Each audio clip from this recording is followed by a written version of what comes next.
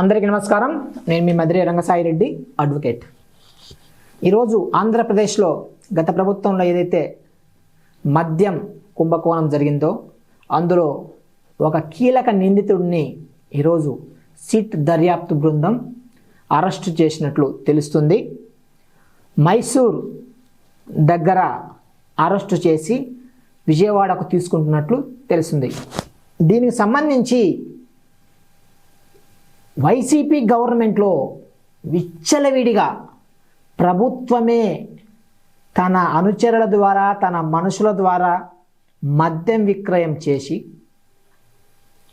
అందులో కనీసం డిజిటల్ చాలా రిటైల్ అవుట్లెట్స్లో డిజిటల్ పేమెంట్ లేకుండా ఫిజికల్ క్యాష్ తీసుకొని భారీ స్కామ్ జరిగినట్లు తెలుస్తుంది. దాదాపుగా 3,200 కోట్ల పైన స్కామ్ జరిగినట్లు ప్రాథమికంగా అవగాహన వస్తుంది. ఇప్పటికే రాజ్ కసిరెడ్డి అతన్ని అరెస్ట్ చేసినట్లు అతని రిమాండ్ రిపోర్ట్లో మరికొందరు పేర్లు కూడా ఉన్నట్టు తెలుస్తుంది.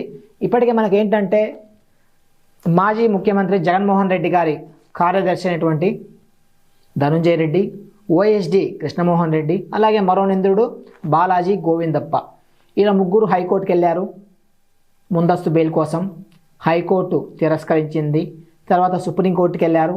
సుప్రీంకోర్టు కూడా తిరస్కరించింది.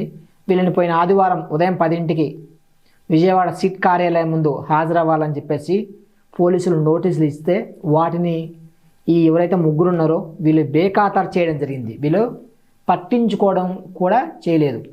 తర్వాత వీరు ముగ్గురు కోసం పోలీసులు ప్రత్యేక బృందాలతో వెతకడం మొదలుపెట్టే క్రమంలో ఈ బాలాజీ గోవిందప్ప అనే అతను మైసూర్ దగ్గర ఒక వెల్నెస్ సెంటర్ బయట పట్టుబడడం జరిగింది. ఈ గోవిందప్ప ఆయన ఎందుకు ప్రధాన నిందితుడు, కీలక నిందితుడు అంటే ఇతను భారతీయ సిమెంట్స్లో వన్ ఆఫ్ ద డైరెక్టర్, పూర్తి కాలపు ఫుల్ టైం డైరెక్టర్.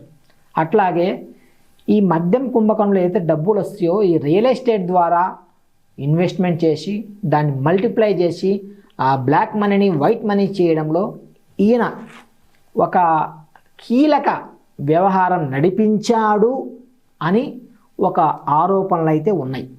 ఏది ఏమైనప్పటికీ ఒక కేసులో నిందితులా ఉన్న తర్వాత రాష్ట్రం, దేశ అత్యున్నత న్యాయస్థానాలు ముందస్తు బెయిల్స్ని తిరస్కరించిన తర్వాత గౌరవంగా విచారణ సహకరించి అరెస్ట్ అయిన తర్వాత కావాలంటే బెయిల్ మీద రావచ్చు. అది మంచి పద్ధతి. అట్లా కాకుండా తప్పించుకు తిరగడం ఈ ప్రజాస్వామ్యం దేశంలో ప్రజలకు సరైన సంకేతం ఇచ్చినట్టు కాదు అని అంటున్నాము. ఇప్పటికైనా మిగతా ఇద్దరు రాష్ట్ర స్థాయిలో మాజీ ముఖ్యమంత్రి కార్యదర్శి అంత గొప్ప స్థానం ఉన్నటువంటి ధనుంజయ రెడ్డి గారైతేమి, అలాగే ఓఎస్డి ఆయన కృష్ణమోహన్ రెడ్డి గారైతేమి ఇప్పటికైనా పోలీసు సహకరించాలి.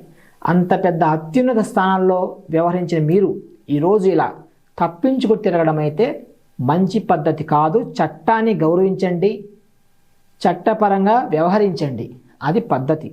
ధన్యవాదాలు.